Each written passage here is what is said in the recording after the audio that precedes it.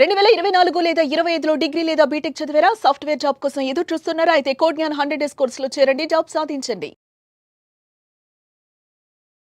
నమస్కారం సార్. నమస్తే.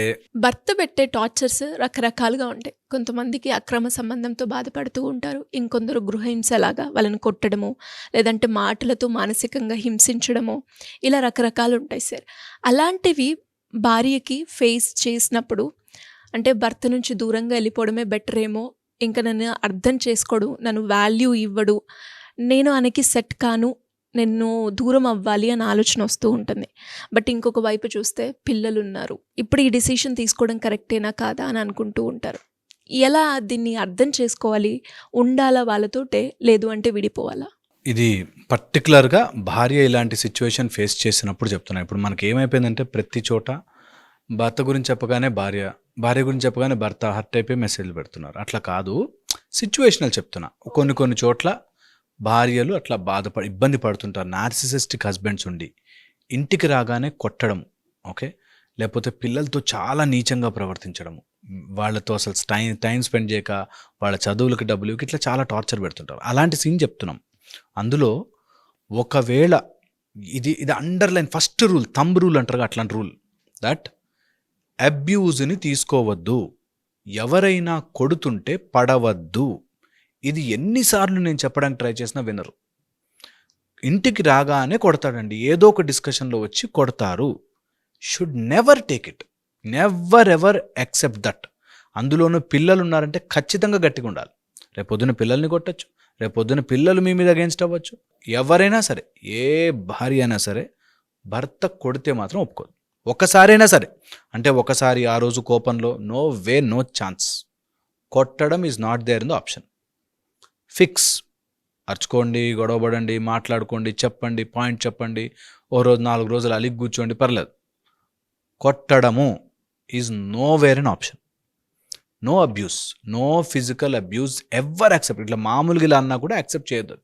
అక్కడ స్ట్రిక్ట్గా బౌండరీ గీయాలి. మనం బౌండరీస్ అని ఒక కాన్సెప్ట్ అనుకున్నప్పుడు డెఫినెట్లీ నీ బౌండరీ, నువ్వు ఏదైనా మాట్లాడు, చెప్పు, కన్విన్స్ చేయి, లేకపోతే అరువు, చెప్పు. అంతేకాని కొట్టడం. కొంతమంది బూతులు మాట్లాడడం.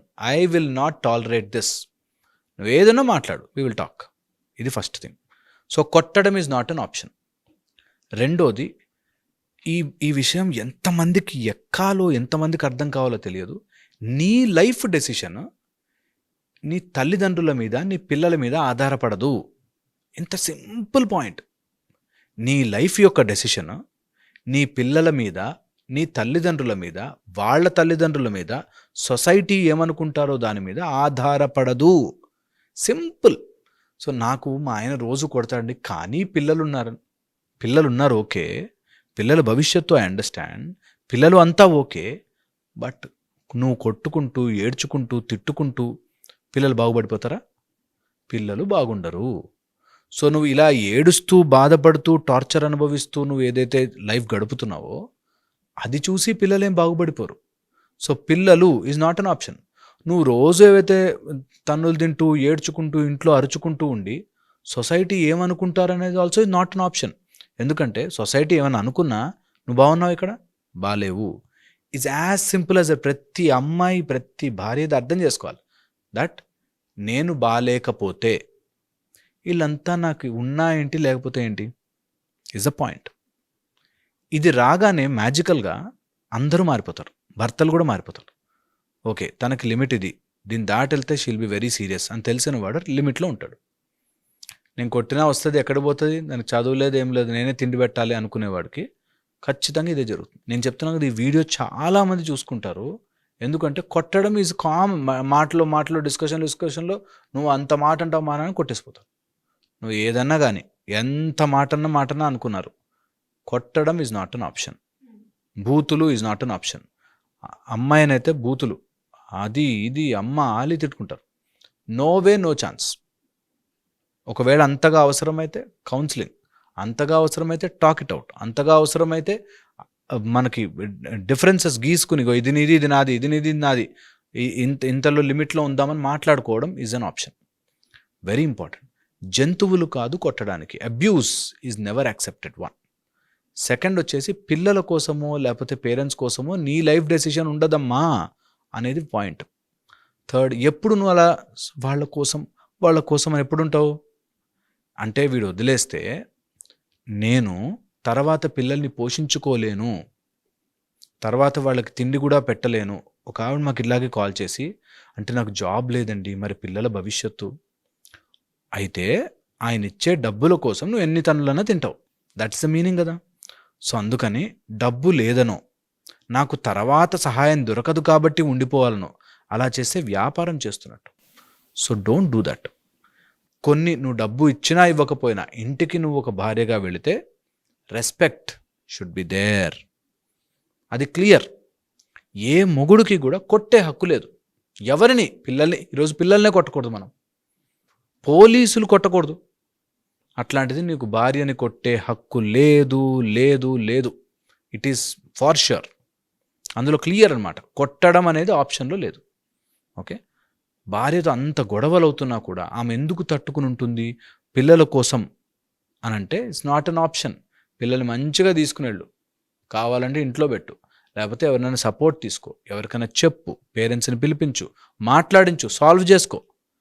అనుభవిస్తూ కూర్చోవద్దు. ఇది ప్రతి అమ్మాయి తెలుసుకోవాల్సిన విషయం. ఫైనాన్సెస్ చాలా చాలా ఇంపార్టెంట్. నీకంటూ ఇండిపెండెంట్ ఫైనాన్షియల్ ఉండి తీరాలి. అలానే ఇప్పుడు ఈ ఫైనాన్షియల్ మూమెంట్, ఫైనాన్షియల్ ఇండిపెండెన్స్ ఎందుకు వచ్చిందంటే, వీళ్ళు ఉన్నవాళ్ళు ఊరుకోకుండా కొట్టడాలు, తిట్టడాలు, నువ్వేంటే, నువ్వు చేయాలి అని చెప్పి చేస్తున్నారు. ఫిఫ్త్ వచ్చేసి any type of insult. Okay, ఒక లిమిట్ దాకా మనం ఓకే, కానీ బయట వాళ్ళ ముందు కానీ లేకపోతే నీ క్యారెక్టర్ని కించపరుస్తూ మాట్లాడేది ఏది ఏ భార్య తీసుకోకూడదు. పిల్లలున్నారో అని ఆగిపోకూడదు. పిల్లలు కూడా నీ క్యారెక్టర్ బాలేదే అని చెప్తే పిల్లలేమి నువ్వు గొప్పగా పెరగరు. They will also learn that thing. అందుకని యూ షుడ్ టీచ్. కిడ్స్కి కూడా యూ షుడ్ టీచ్. పిల్లలకు కూడా, అమ్మాయిలకు కూడా. ఇంట్లో నువ్వు అలా తన్నులు తింటూ ఉంటే, నీకు కూతురుంటే, ఓహో మొగుడనేవాడు కొడుతూ ఉంటాడేమో అనుకుంటారు. Should teach. No abuse, don't take any abuse. ఇది స్కూల్లో పిల్లలకు నేర్పిస్తున్నాం. ఇప్పుడు ఎవ్వడు చేయడానికి వీల్లేదు. నీ ఒంటి మీద చేయడానికి ఎవ్వరికి హక్కు లేదు. అది ఎంతటి వాడనా కానీ. Debate, talk, but no abuse. ఇది క్లియర్. ఓకే, దీంతోపాటు నిజంగా నన్ను అబ్యూస్ చేస్తున్నారు అంటే నేను ఏంటంత వీక్? నిజంగా అంత వీక్ ఉన్నానా? నేను మారాలా? నా లోపల చేంజ్ రావాలా? నేను గట్టిపడాలా? నేను స్ట్రెంగ్త్ అవ్వాలా? నేను యోగా నేర్చుకోవాలా? లేకపోతే నేను ఏదైనా మంచి ఫైనాన్షియల్లీ ఇండిపెండెంట్ అవ్వాలా? నేను ఎలా ఎదగగలను? How vertically I should grow. అంటే ఆయన ఫస్ట్లో స్ట్రెస్ ఉండి తాగొచ్చి కొట్టేవాడండి అంటారు. ఆయనకి స్ట్రెస్ ఉంటే తాగొచ్చి నిన్ను కొట్టడం ఏంటి? How senseless is that? ఆయన స్ట్రెస్ కదా అని నేను కూడా అర్థం చేసుకున్నానండి అంటారు. అదే అలవాటు అవుతుంది. So never allow. కొట్టడం అనేది ఛాన్సే లేదు. అది ఫస్ట్ నుంచి ఆపాలి. దానికి పిల్లలను లింక్ పెడతారు చూసారు, అది ఇంకా అన్యాయం. ఎందుకంటే నువ్వు అలా కొడుతూ ఉంటే పిల్లలు కూడా ఎంజాయ్ చేయరు. పిల్లలు కూడా హ్యాపీగా హెల్దీ ఎన్వైర్న్మెంట్లో పెరగరు. అవును. సో అది కూడా వెరీ ఇంపార్టెంట్. సో పిల్లలు అడ్డున్నారు అని ఆపడం అనేది తప్పు. నీ చేతగానితనానికి మంచితనం అనే పేరు పెట్టుకోకు. Very important. మన చేతగానితనాన్ని, నేను బయటకు వెళ్తే నాకు డబ్బులు ఉండవేమో, నేను సంపాదించుకోలేనేమో, నాకు తర్వాత మా అమ్మ నాన్న నన్ను అలౌ చేయరేమో, మా నాన్న వద్దంటున్నాడండి, మా అమ్మ వద్దంటుందండి అంటున్నారంటే, నేను అంటుంది నీ చేతగానితనానికి మంచితనం అనే పేరు మాత్రం పెట్టుకోకు. అది కూడా అబ్యూజ్ అయితేనే. లేదు ఏదైనా మాటలు ఉన్నాయి హస్బెండ్ మధ్యలో, వైఫ్ మధ్యలో ఏదైనా జరిగితే అందరింట్లో ఉంటాయి. యాక్సెప్ట్ ఇట్, పర్లేదు, అలౌ చేసేయచ్చు. హస్బెండే కాబట్టి ఒకటి, వన్ టీమ్. ఎప్పుడైతే కొట్టడం వచ్చేసి, అబ్యూజ్ వచ్చేసి, సిగరెట్లతో కాలుస్తారు కొంతమంది. కావాలని నేను చూశాను, కావాలని ఆల్కహాల్ నోట్లో, వైఫ్ నోట్లో ఆల్కహాల్ తాగిపించేసి కొడతాడు. అలాంటి చాలామంది ఉన్నారు. Narcissistic or some kind of aggressive behaviour, bipolar disorder లాంటివి ఉంటాయి. అది అలౌ చెయ్యద్దు. ఇది చాలా ఇంపార్టెంట్. Don't allow abuse. అది అలవాటైపోతుంది. Thank you sir. Thank you so much. Suman టీవీలో మీ పర్సనల్ అండ్ బిజినెస్ ప్రమోషన్స్ కోసం కింది నెంబర్కి కాంటాక్ట్ చేయండి.